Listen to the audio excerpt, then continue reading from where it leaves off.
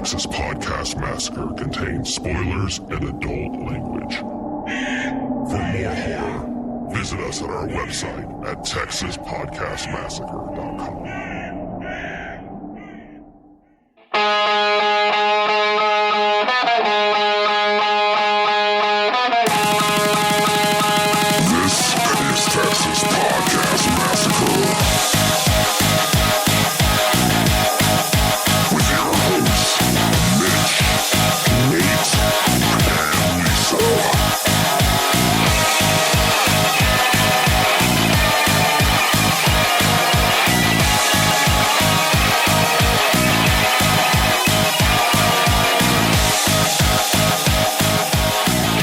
Welcome to another episode of Texas Podcast Massacre, coming to you from Houston, Texas.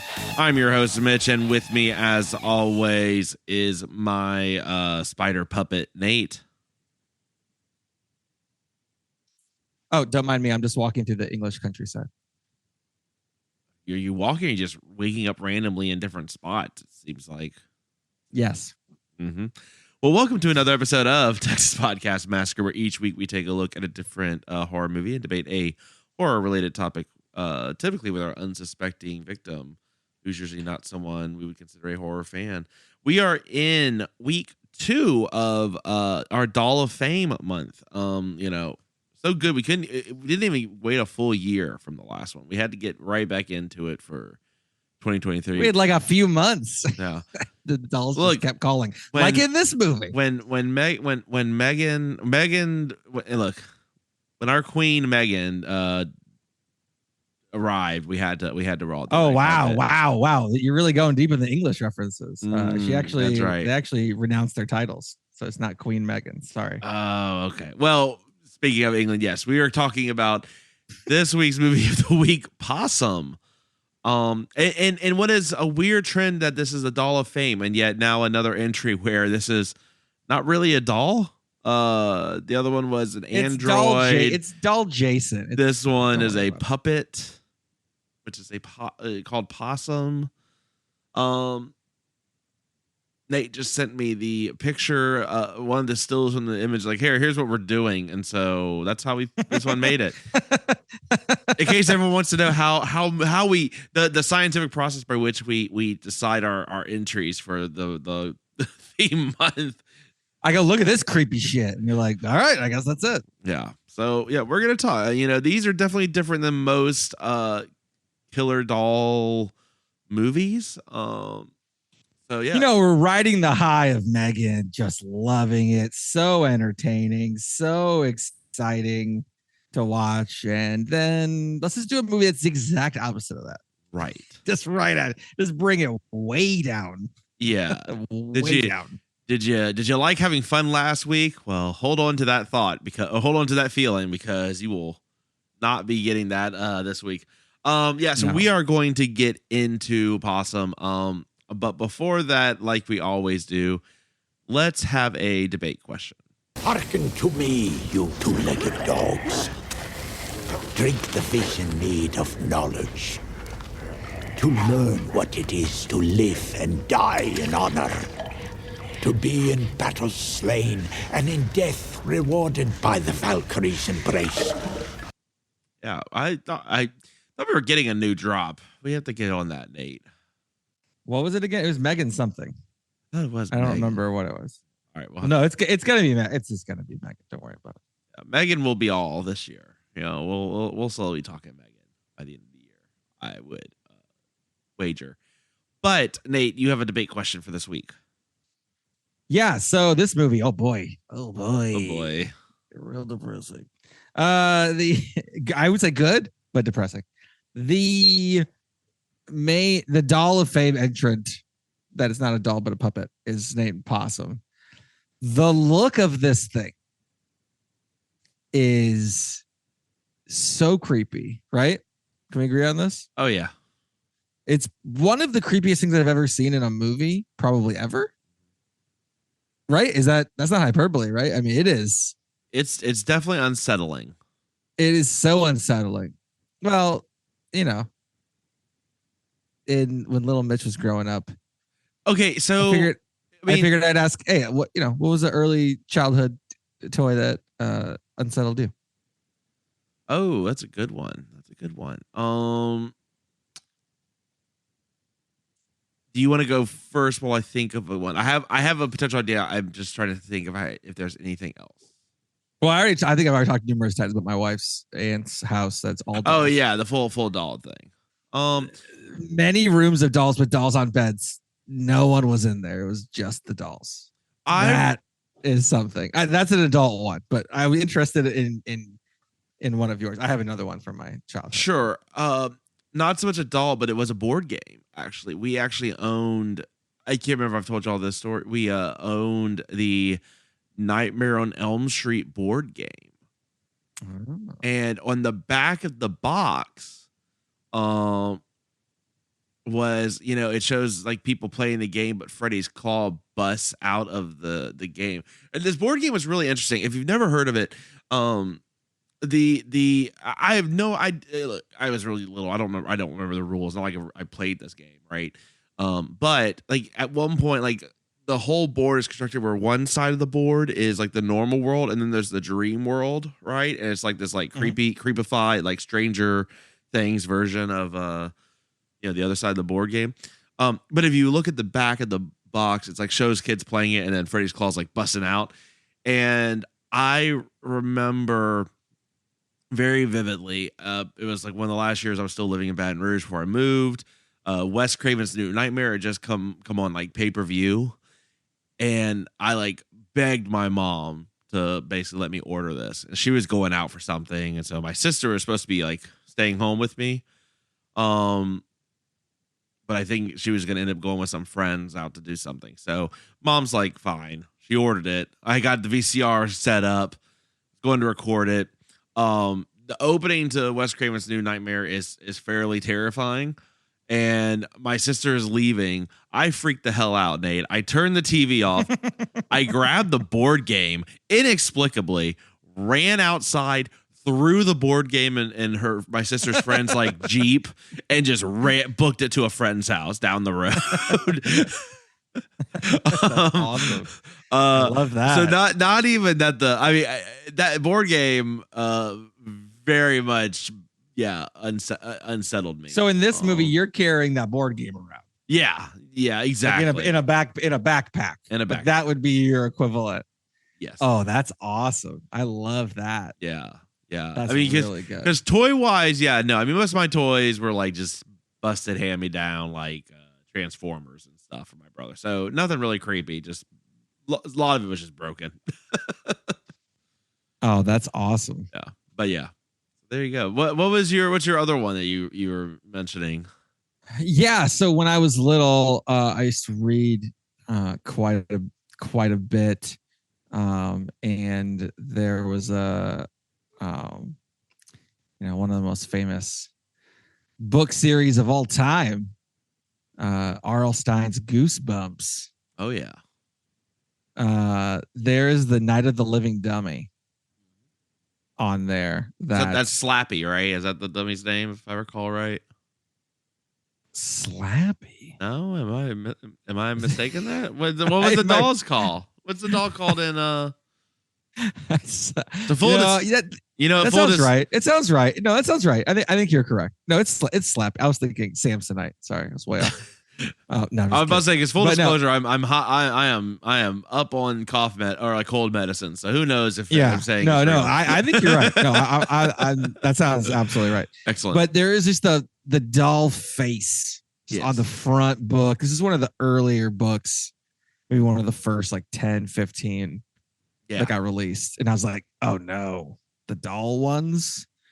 And like there was Monster Blood, if you remember Monster Blood. Also, I do. Those were the two I remember just going, oh no.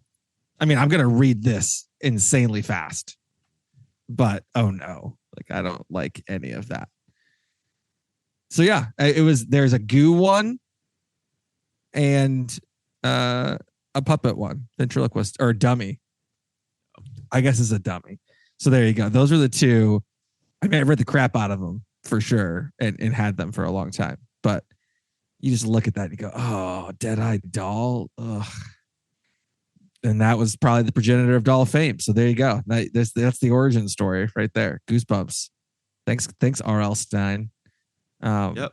And congratulations, R.L. Stein, for winning the R.L. Stein author award. That's Yeah, it's like a lifetime achievement kind of deal. So that's good.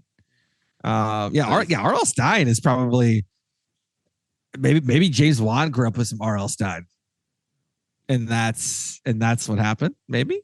I mean, look, James Wan, something terrified James Wan. I don't even think like he's coming up with all these other creepy dolls. I really just want to see the doll that creeped him out, right? Like, I mean, that one's got to be the what is that one? Yeah, that one is that, and he grew up in like Malaysia. So, like, what's a Malaysian dummy?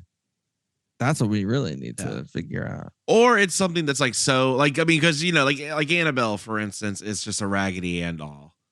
So people kind of clown on it a bit. I wonder if like the doll that used to scare him is like embarrassing to him now, and that's why he has to like make like these like he has to ramp them up, right? Like to be like, no, these dolls are real creepy, man.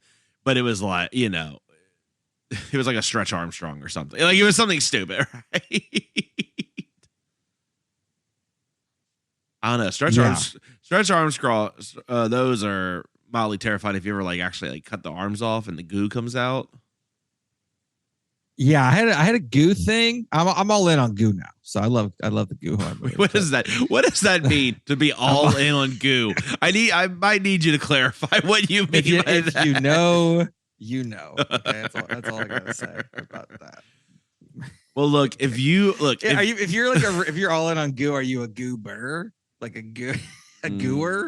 I don't know. I'm not a talker. I'm a gooer. I don't know. This is derailed. There you go. There you go. Well, look, if you are if you're a goober with Nate, or if you're down with the goo or whatever I don't even know what to say about down with the goo. Like Insane Clown Posse, down with the clown. Yeah, maybe. Is it maybe similar? Whoop whoop, okay. My good man. Look, let us know. Texas Podcast Massacre at Gmail, TX Pod Massacre on Twitter, Texas Podcast Massacre everywhere else. Put in those 5-star reviews. Let us know what you want us to hear. We're in the Doll of Fame. Look, we'd love to hear who you think should be in, or any guesses who you think is going to make. Yeah, who are the Oscar nominations just came out. Who are the snubs? Oh yeah, because I mean, you all know there's there's going to be a Puppet Master entry here. But then there's a couple other ones. Yeah, that's the one that got in where there's clearly a more deserving entrant. Yeah, we already have that part set up. No problem. Right. Yeah, exactly. So like, let us know. I mean, or you can give us a call at 346-246-3143 and let us know. I mean, who do you who did we forget? Who do you think we should include? Let us know. I'm interested. Agreed. Yeah. I think we're honest. I think it's unimpeachable so far, but could be wrong. Do we start giving a lifetime achievement award for a killer doll, Nate? Is that something we wanna entertain? We just have the R.L. Stein in memoriam, whatever. Not dead, well, the pseudonym is, or is the pseudonym still making books? Well, I don't know. That's the question. See, how dare you? How would you besmirch? I have no clue. How would you know? Who would know that? It's been the doll writing the books the whole time. That would actually be incredible.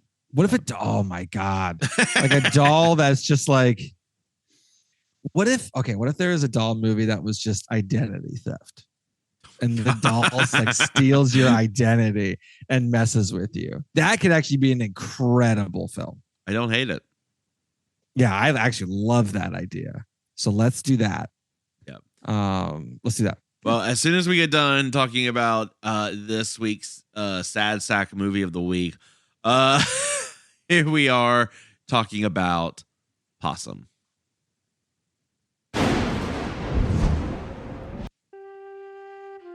Mother, father, What's afoot? Only Possum black as soot. Mother, father, where to tread? Far from Possum and his head. Here's a bag, now what's inside? Does he seek or does he hide?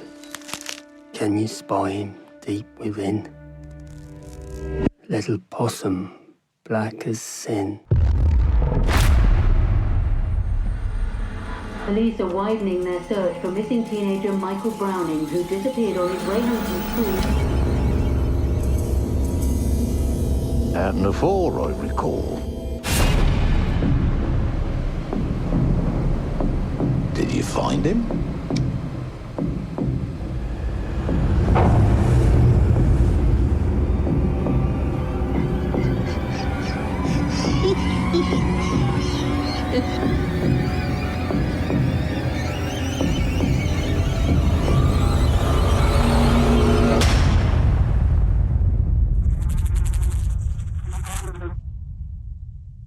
Waking up, is it?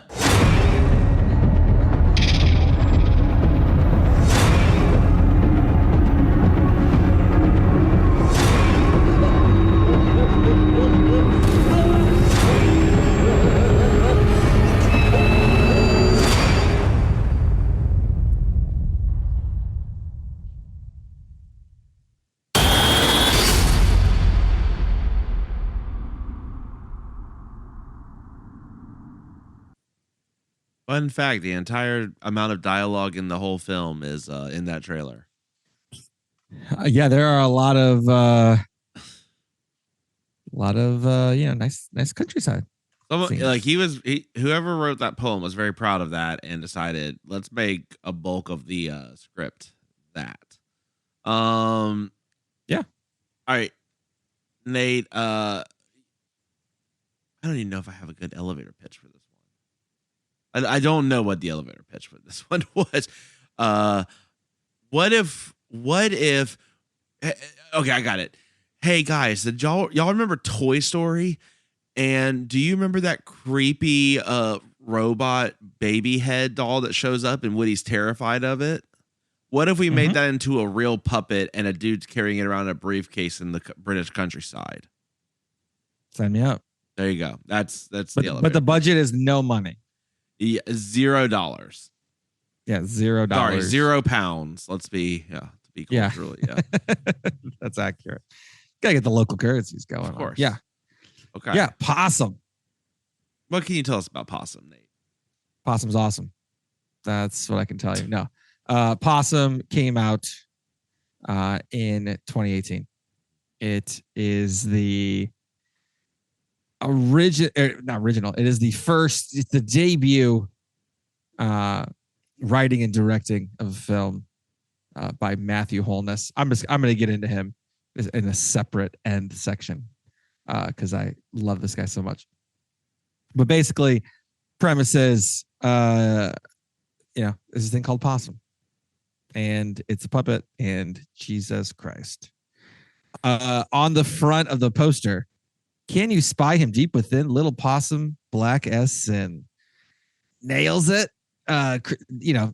Best creepy kid drawing / thing hanging on a wall since Babadook. And this and Babadook as a back-to-back double feature is depressing, about major traumatic issues in life at two different ones, and very thematically resonant together. So yeah. If you want thematic resonance in your life and to be depressed, if you want to, these are miserable. the stories. Yeah. These are the stories.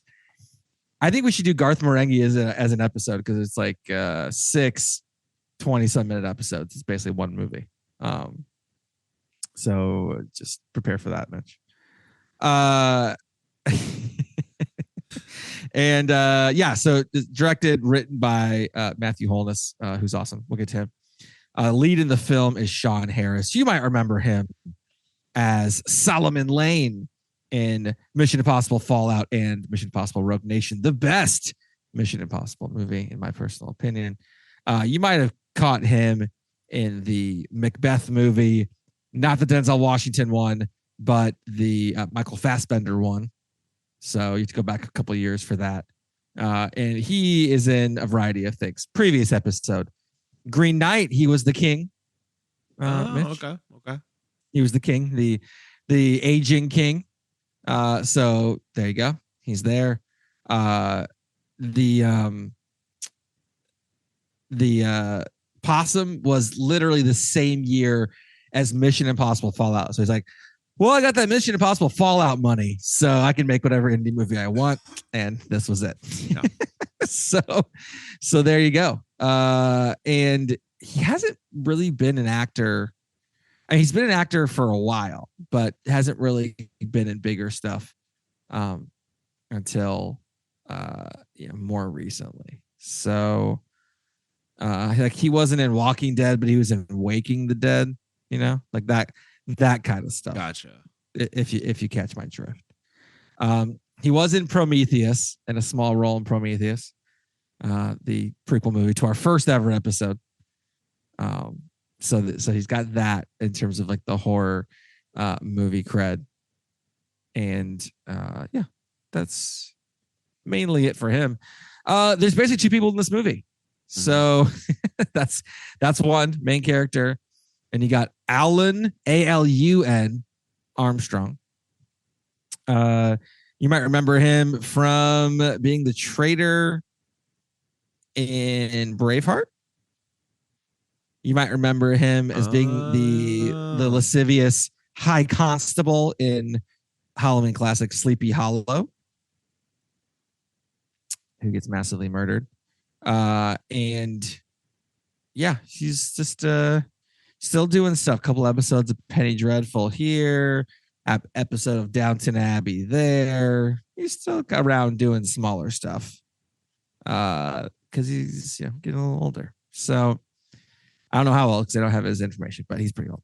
So yeah, he's in this as the extremely gross and creepy uncle. This is not Uncle of the Year is basically the way I'll describe it. Jesus, this guy is awful.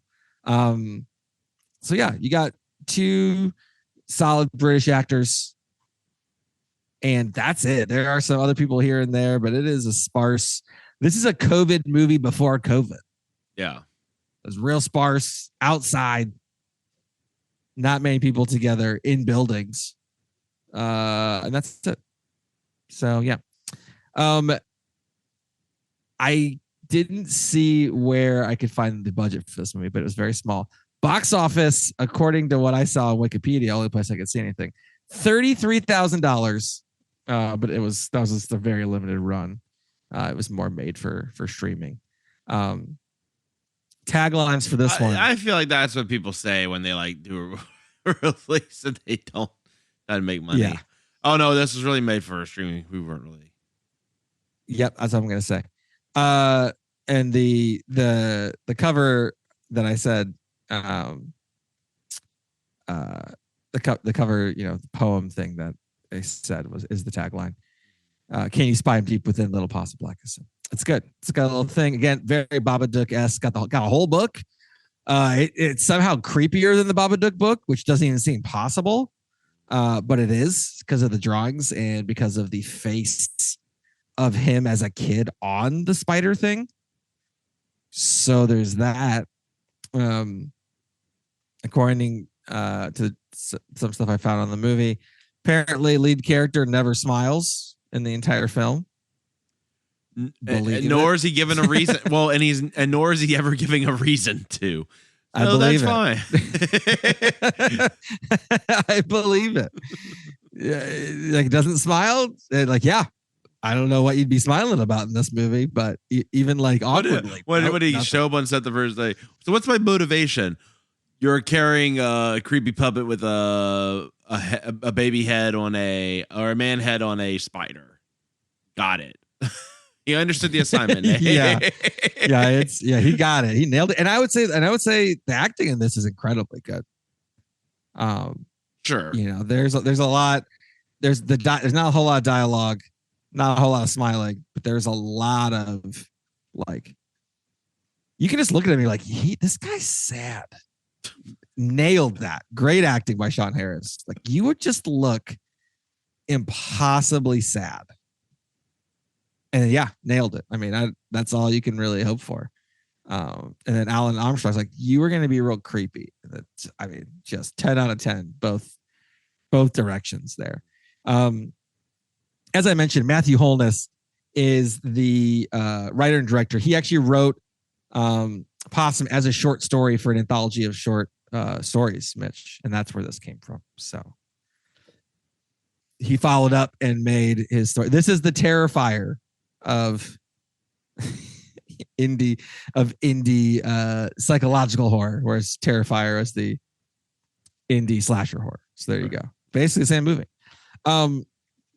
You might have seen Matthew Holness in the new TV series Dodger, about the Artful Dodger. That's right. British people can't stop remaking things for the 79,000th time from things that were written over 100 years ago. He was in The Haunting of Bly Manor briefly. He was in Toast of London and Toast of Tinseltown, Matthew Berry's Toast series. You probably have not seen those. They're good, Mitch.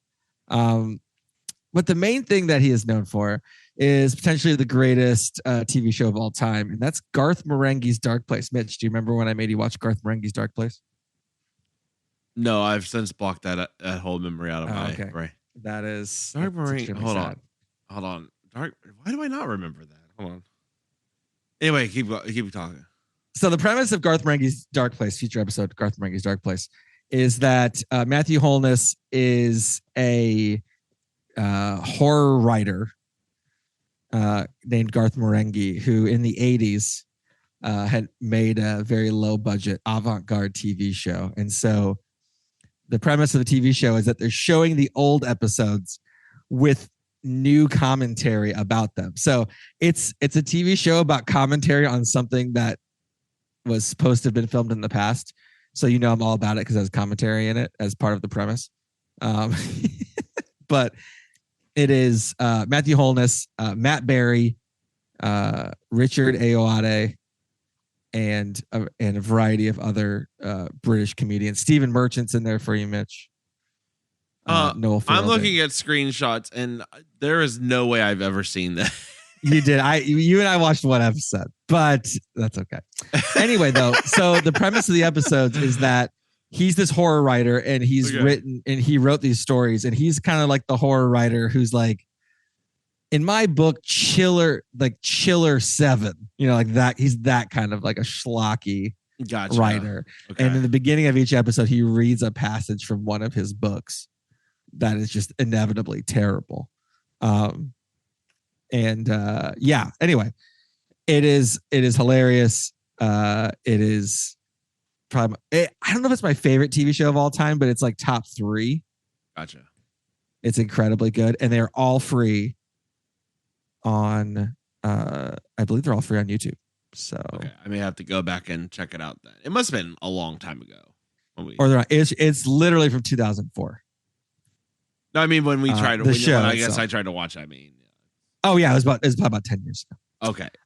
Anyway, that just for that alone, this guy is incredible. And then he puts this movie out. This is starting to get top tier action. He's mainly known for his comedy stuff, and I guess recently he's been trying to get more back into the horror roots of his fake character, Garth Marenghi. And with this one, nails it, because this is really depressing and sad and horror-esque. So there you go. Exciting.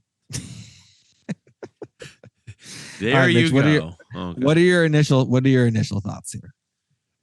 Okay, so here's my initial thoughts. If you love the Babadook, and you especially love that type of horror film, and also enjoy not having fun when you're watching a movie, then this movie's probably right up your alley. This movie is not for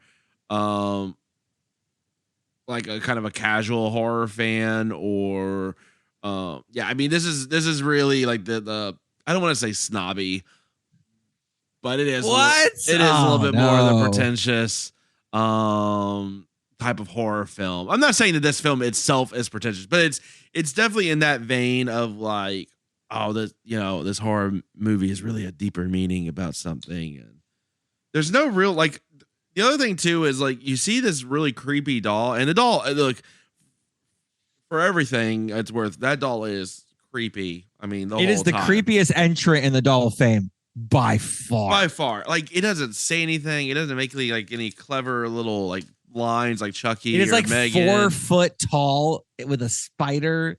Please Google this. It is incredible. And then when you see like the limbs like in different spots, like it's when you see it, it's good. Problem is that you just don't see it a whole lot. If you see it too much, though, it would lose. I don't disagree with that. I think, my personal thought, this isn't really up my alley. I appreciate it for what it is. 2 out of 10.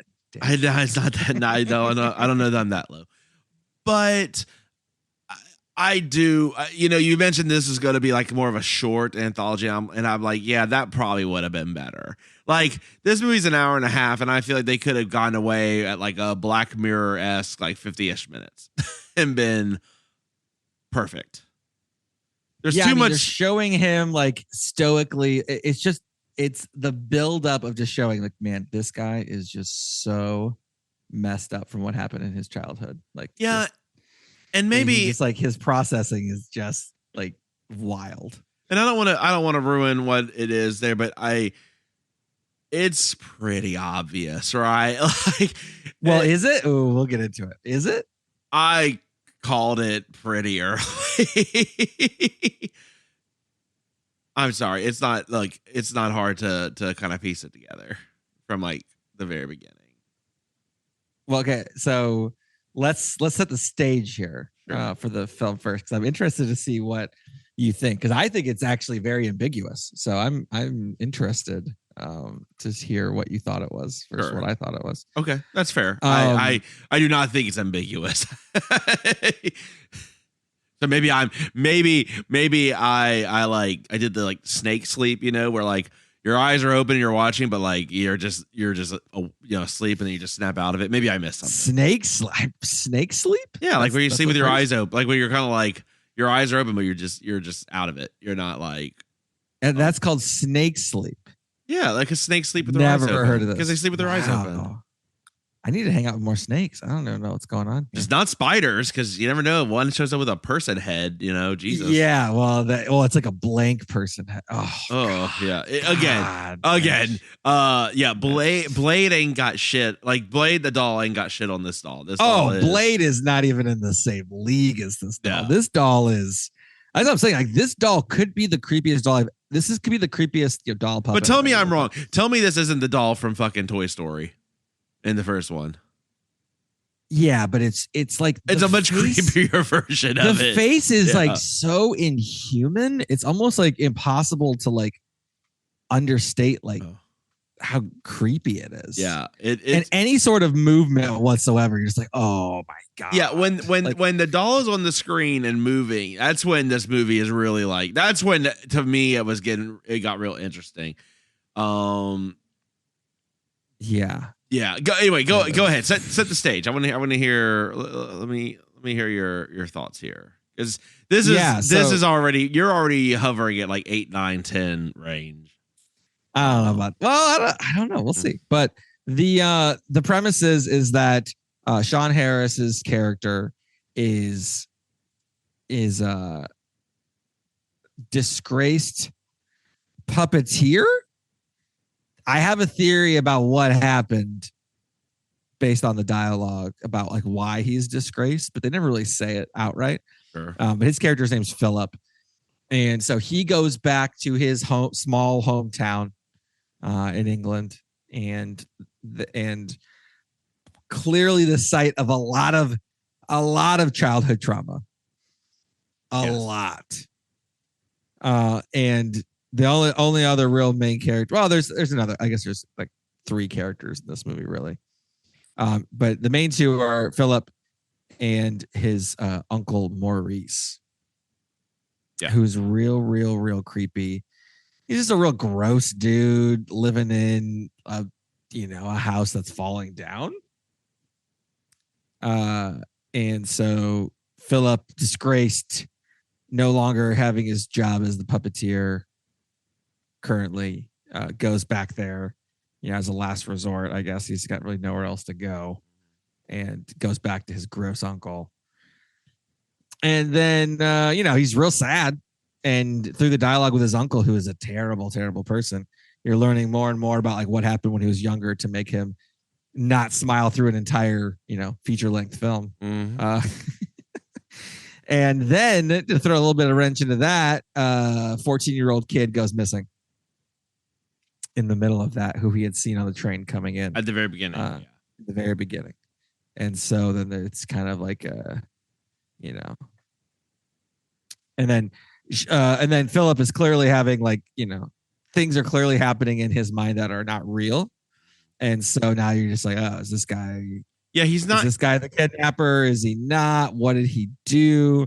Is he the bad guy?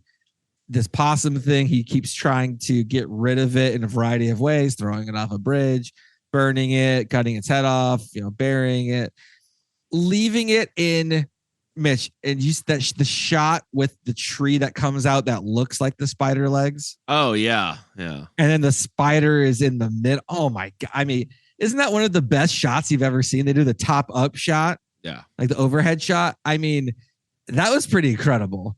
And then the scene where the black water was going on his face. Mm-hmm. I mean, I don't know. There was some real good work here happening. Yeah, I mean the direction and like, I mean, this is when you think of like art house type films. I mean, this is up there, and what that is. I mean, it's very well shot. There's some really cool stuff. It reminded me a little bit of Darren Aronofsky's Pi. I don't know if you've ever seen that. Okay, yeah, I can see like a pie. Yeah, it's maybe like a racer heady kind of. Yeah, vibe, it's this. a little bit a little bit better that. version of Pi, like in terms of like that sort of style of film, and that part's good. I agree with that. He's got some really cool shots in there, and very good at setting the environment, right? in that part. Cinematography, I would say, is top notch. Yeah. Yeah, a lot of good stuff there. But yeah, there's a little bit of a mystery there as opposed, for why the kid's missing. That generates a lot of the action, and then it's just really about this guy has just had such a terrible childhood, and he just has to just bask back in all of the trauma that he had as a kid, and obviously all comes out, while this mystery of what happened to that kid is kind of happening in the background. So. Right. That kind of sets the stage for the movie. A lot of pretty shots of woods. If you like the English countryside, you're basically set here. There's a lot to do with foxes. Apparently, foxes play possum like possums, which I did not know. Horror movies will teach you and do stuff all the time, I guess. Yeah. There's the animals. Yeah, the animals. Well, there was a dead fox, or a supposedly dead fox, that people were bullying him with, and then the fox ended up being alive. And that was a really traumatic recounting, as he gets laughed at by his uncle while he's like basically breaking down. As one does. I mean, it was a really funny story of man, this uncle is brutal. So there's there's that. I never heard a story about a fox playing possum being so negative with children's bullying ever in a movie. So it's got that niche covered. Just right. Fine. Yeah. I don't remember that Aesop tale growing up, but I guess. Yeah. I don't know if you know the song, What Does the Fox Say? I'm violently angry that you even brought that up. I thought we could. My son loves that. My son has requested that song in the car, like before, like, what the Fox song? Anyway, every time we do that from going forward, I will remember Possum. So, got that going for us. That's something. Yeah, it is. It is something. But yeah, so the thing's called Possum because, his childhood was just so terrible that he kind of like would play possum, like played, until things were over, basically, to just, survive, right? As a Sure. kid. Definitely wasn't getting help. Why wasn't he getting help? I don't know. Maybe because his parents burned alive. So that's bad. They burned to death alive in their house, which is the place he goes back to, when he has nowhere else to go with his uncle. And that obviously brings up a lot. And it's like kind of like this is the creepy room. This is the creepy room with the door that you showed about 30 shots of the door in slow motion, like panning across, of how foreboding it is to the main character. So you got that going for you. So yeah, there's that. That's kind of the setup and a lot of the story. It's hard to talk about this one because there's not a lot of dialogue. No. There's two characters really, and the third one who gets kidnapped. And then there's a lot of just kind of shots, and he keeps trying to get rid of this thing, and this thing is so creepy, and he's carrying around in this leather bag, and the leather bag is so awkward. And he's like holding it out. And then I was watching it. I'm like, he's holding it out. Like, why is his arm out all the time? And then it's because to show he's also a puppet, I believe, was what they were going for there. Because his arm is always like out in a weird way. Like even when he's sleeping, I don't know if you notice, like he wakes up and his arm is all like in weird spots that are like not natural. I think to show that he was a puppet too. I didn't catch that. But I can see it. Yep. So there's that. So I was definitely into this movie. So that's the setup. Now, what do you think actually happened? Is the question. Creepy uncle molested him. Well, yeah. I mean, Done. But is the uncle real? Oh, I get what you're saying. Oh. Because the uncle never interacts with any person. He only just goes to see him. This house looks like it is not livable.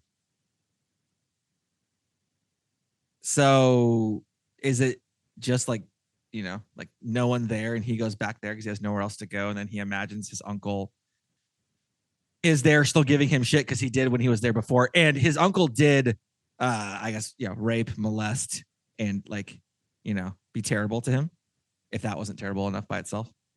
Like bullied him and did all of that at the same time. I think that's pretty obvious, right? Mm-hmm. But is he actually here in this current time story, or is he imagining him because he has to go back to that place where it happened? That's what I'm not sure about. I see what. Okay, I get what you were saying about it being. There's a lot of other stuff in the movie that's happening that's clearly not like real, right? Like, the possum, he can't clearly be getting rid of it, and it's still be back there, because it's like metaphorical. Is the uncle metaphorical too? Like, I'm back in this place, and now I'm seeing him again because the last time I was here, I saw him, all the time. That's the real question for me, at least. I don't know. I do think the uncle is real. So I mean, I think him actually having that catharsis of kill it. I mean, he has a confrontation with his uncle. Just to put it out there, right? He has a confrontation with the uncle where he basically he comes out saying, he's always kind of known that it was his uncle, but because he's been paying possum, right? He just goes kind of dead inside, pretends to be dead and just, until he passes over. So he's never really been able to confront his uncle. That's the only way. I think it's real because that's the only time that the doll really, finally he gets rid of the creepy ass puppet, right? Is when he actually.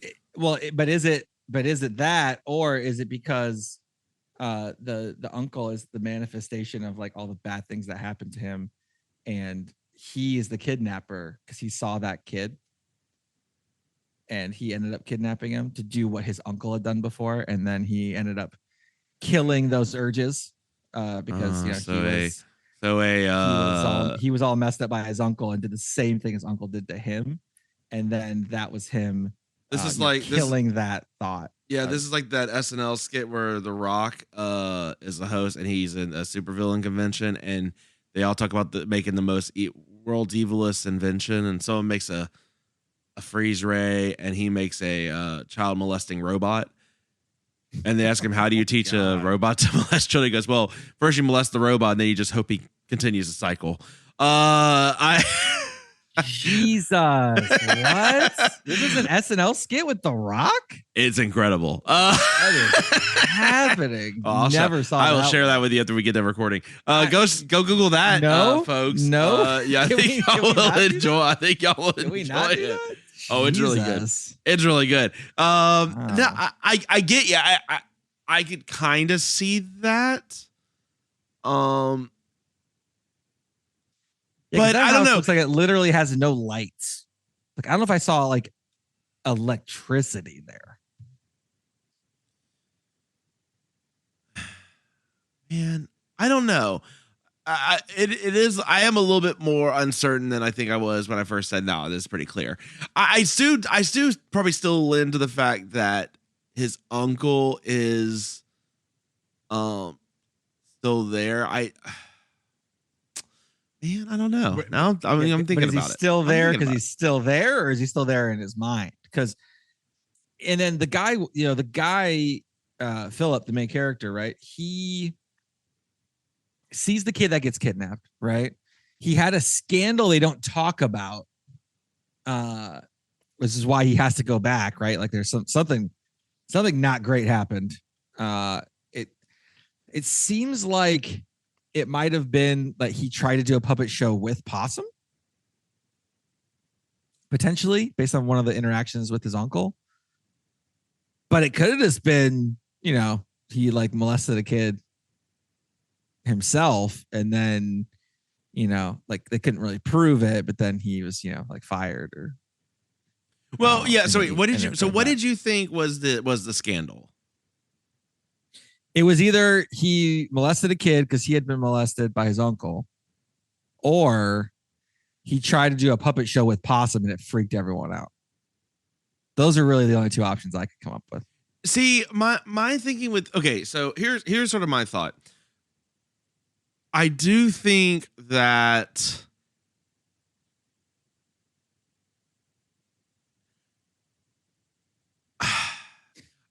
this is so here. great. Well, okay, so here's where I'm to be fair, I'm getting a little stuck on where this is kind of getting stuck a little bit more for me is around the scandal.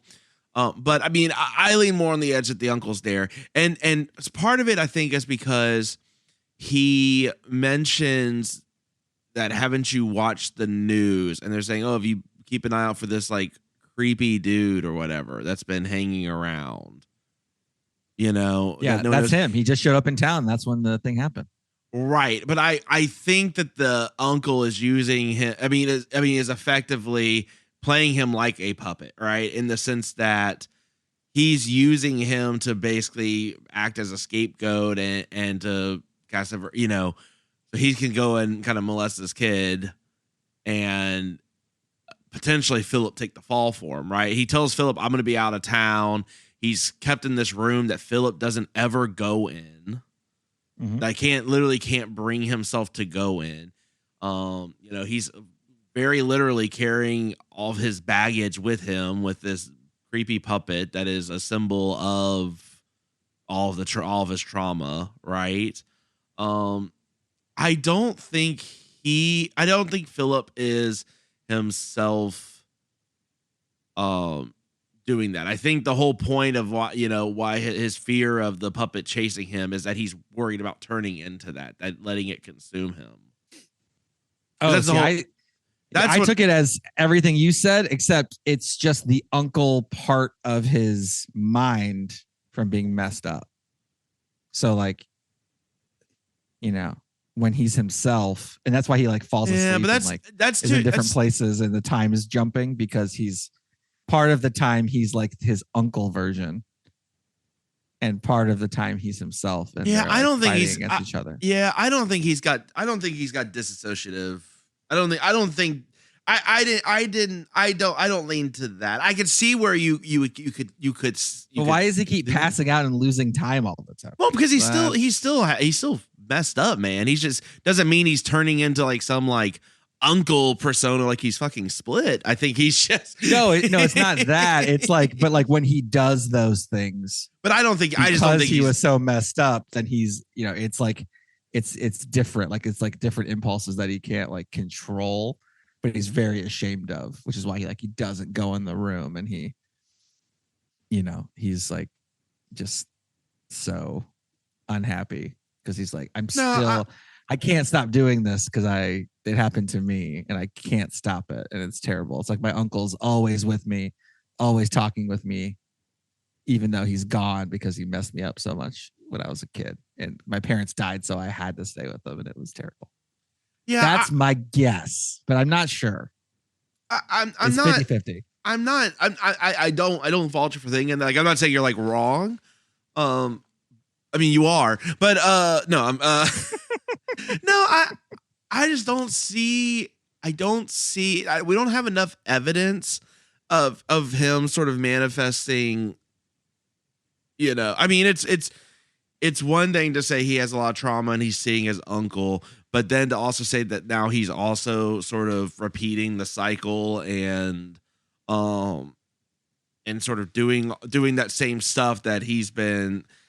That doesn't fit with I think the theme of him being a puppet and the theme of him or the possum theme, right? Just playing dead. I can see where you could go that route, but I think really it's more that he's just sort of stuck. Where it does fall apart for me, at least, is the whole scandal, right? Like, what was happening? I think you're right. There's probably some allegations that something has happened to some school kids or whatever, and they couldn't blame Philip, but not close enough. He's weird enough, and he's got these puppets, and it maybe something. Maybe the possum is not there in person, right? The possum's not there, so he's clearly imagining things that aren't there already. Yeah, where does it stop? That is the question. Yeah. And I mean, to me, the reason why he can't go into the room is his parents' room is less the guilt of whatever I guess you think he's been doing, but I think it's more just that's where this all started, right? That's the beginning of the trauma. That's potentially where he was being molested. I mean, yeah, I think it's more. He kept going to the same spots over and over. Like, I think it's more that he's never confronted any of that. Like they mentioned, like he even mentions, like you've always, like he always knew he was the man in the mask, but he never did anything about it. Right? He just played dead. Right? I think it's more that I don't think he kidnapped this kid. I think the uncle's real. But that's sort of where I sit on it. Yeah, and then the uncle at the end, if the uncle's real, or either way, this did happen. Either his uncle, I think, was a murderer either way, and a child molester. It's just, man, this is such a sad movie. But did Philip follow in his footsteps or not is the question, right? But either way, I believe the uncle was a murderer, and he's a murderer, and he has it's basically the Town That Dreaded Sundown-ish, like mask-wise. It's just like black instead of white, but he's like he's a mask murderer. Right at the end? Like he's just like a the mask killer. Oh, that's a terrible name. Also, isn't his like uncle really, really old? Like, isn't he like in his like 70s or 80s? I don't understand how he could in real life overpower like a 40-year-old dude. And he's like literally in his 70s or 80s. I don't know that we have a good. I mean, I mean, dude's pretty old in real life. He's an old dude. Well, sure, but I mean, he may not have been. The age difference may not have been as much storyline wise. I don't know. I don't know. He looks pretty old. That's just me though. He's got a solid, like at least 30 years older minimum. Maybe not. I don't know. Maybe it's less. Who knows? But yeah, so that part was interesting. But anyway, so yeah, that guy, somebody in this town has been, has kidnapped and killed kids. Well, before. and I think the other piece of it too. So I mean, what is the end game here? If according to your theory, right? He's in his head has killed his uncle. He's broken free of this, and he lets like the Babadook. It's exactly like the Babadook, actually. And he lets the boy go, who's immediately going to run to the police and arrest him. Well, yeah, but then he doesn't have to carry the possum with him anymore. Like he's taken, like because the possum at the end they show it's not back together, still coming after him. It stayed decapitated. Yeah. So because then he had broken free from that. See, that's I mean, it would be the same. It'd be the same if he was physically dead or if he was like dead in his, like, those quote unquote impulses in his mind, like shooting like Edward Norton shooting himself to kill Tyler Durden kind of deal in Fight Club. It could be, it's one of the two, but it shows at least that his uncle is kind of dead. And so even if he is the killer or the kidnapper in this case, he would feel better about it, as a motivation. Gotcha. Yeah, I hear you. I still think that the uncle was real, and that his getting free was really about. I think it was really about actually confronting his uncle, confronting everything, and not basically just letting it happen, right?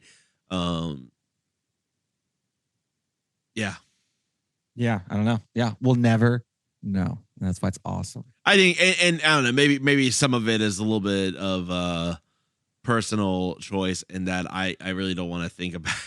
Well, what I mean is, somehow this dude would be even sadder if that's possible. It would be even more sad.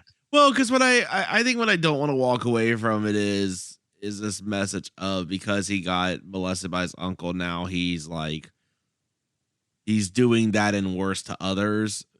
But like I know that sometimes that's a thing that's a kind of trope that happens in some of these movies, right? And things, but I don't know. He's enough of a victim without also having to have this narrative of, oh well, now he's continuing the cycle and all that. I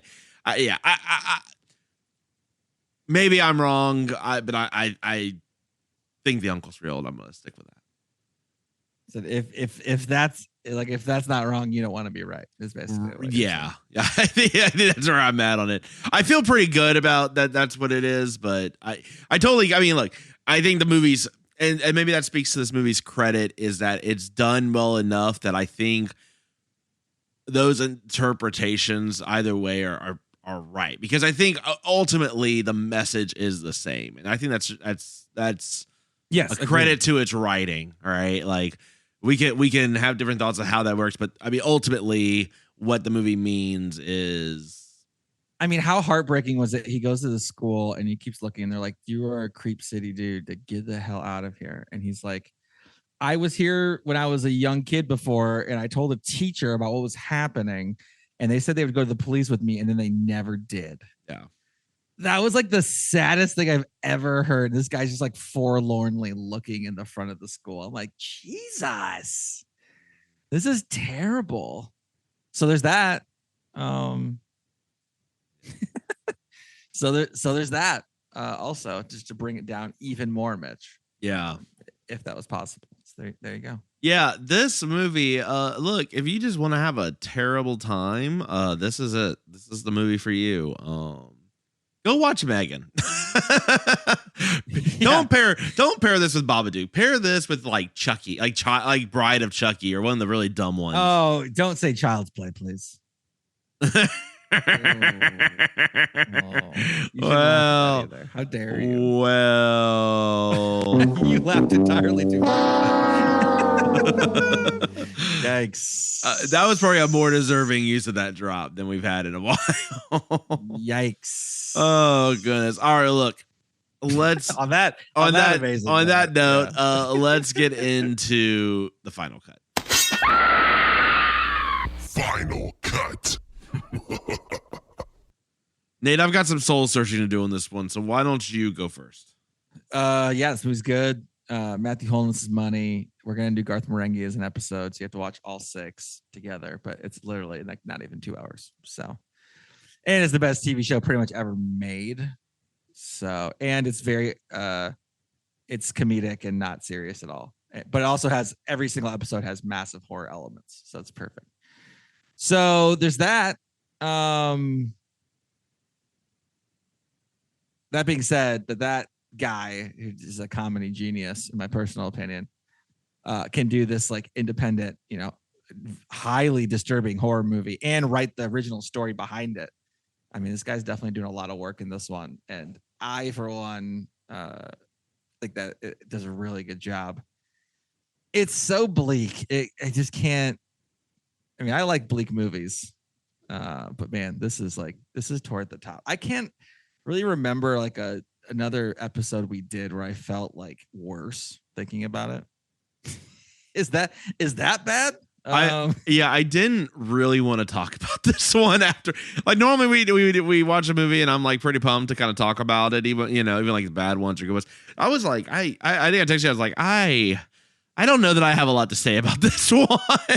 Yeah, this is sad city, for sure. It really is. But that being said, I mean, cinematography is great.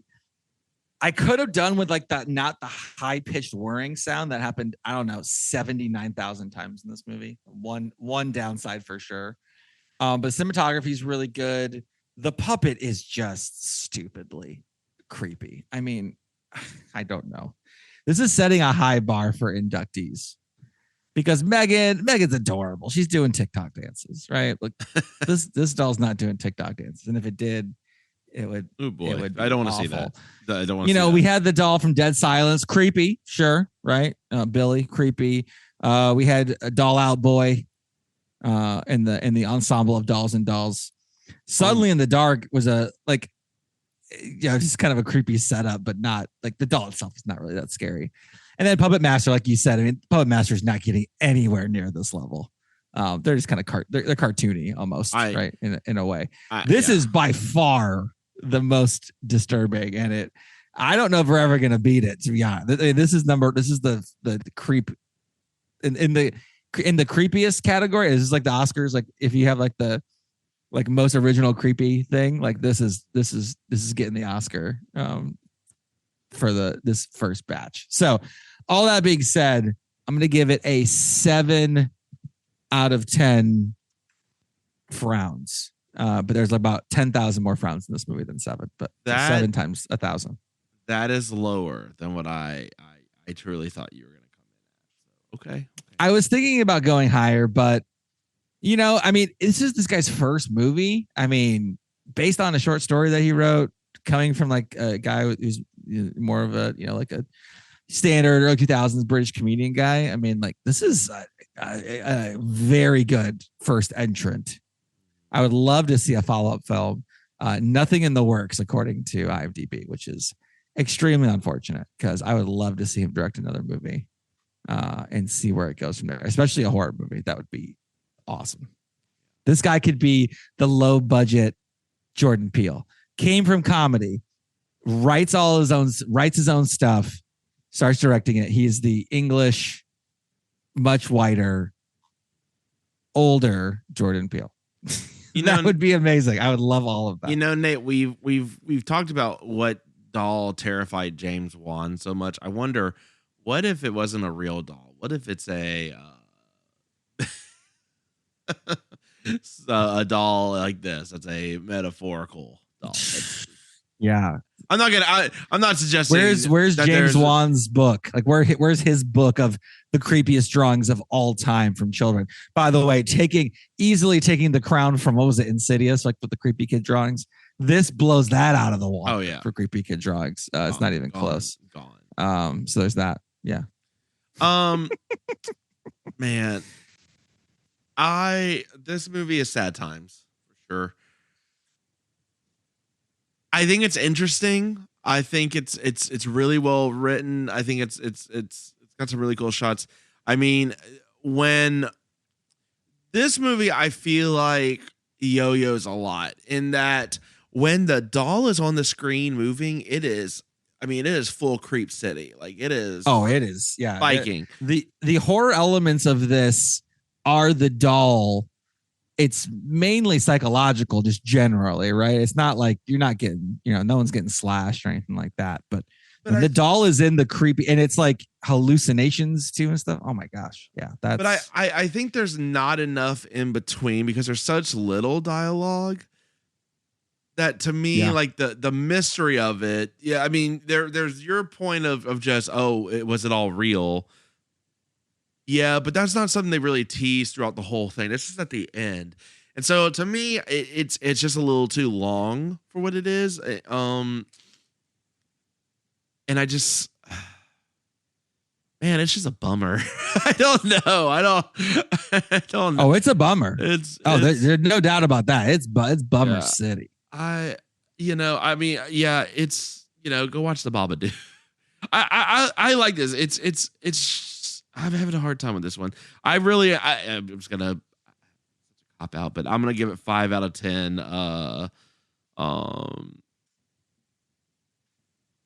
Dead foxes, I guess. Well, the fox wasn't dead; it was alive the next time. 5 out of 10. And that happened in the story. Sort of, kind of dead alive foxes. I'm right I'm right in the middle of this one. Like I'm never gonna watch this again.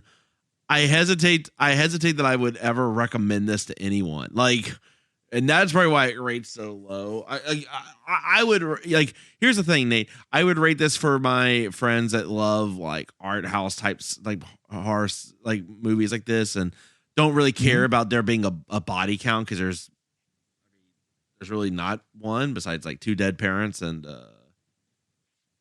all those balloons got burned. How dare you minimize that? What they? Probably his birthday too.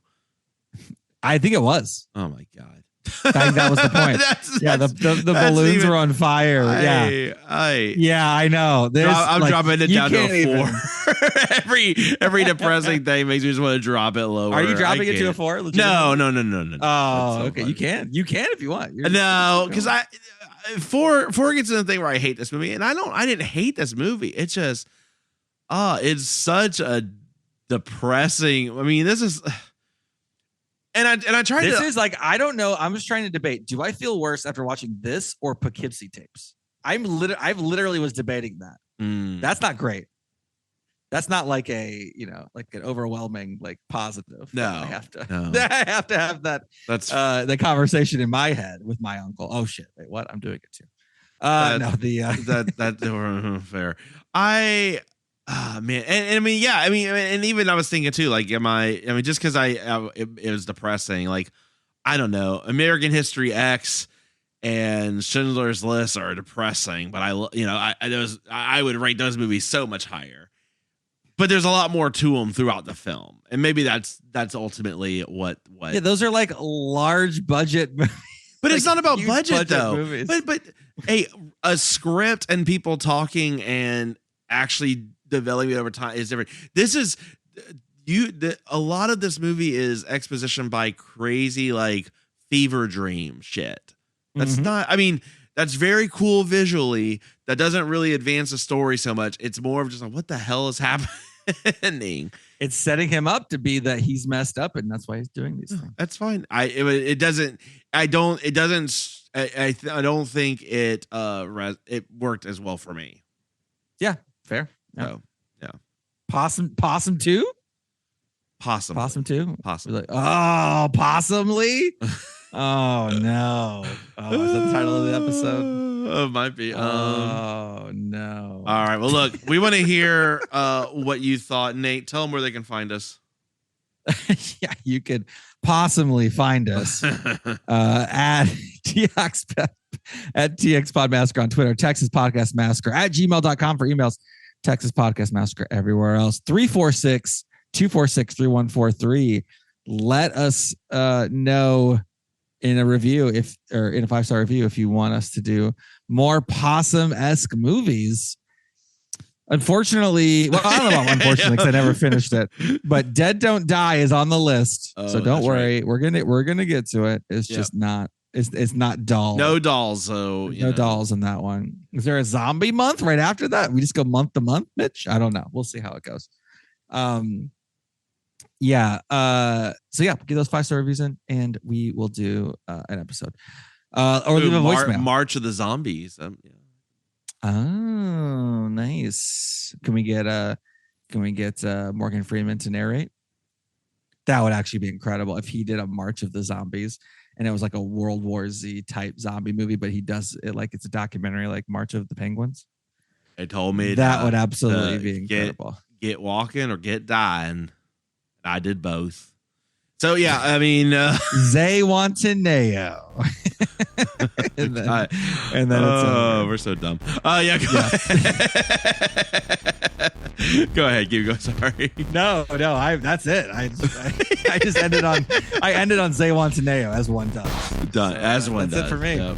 Oh my goodness. All right. Well, from all of us here at Texas Podcast Massacre, thank you so much for tuning in, and just keep telling yourself it's only a movie. Good night.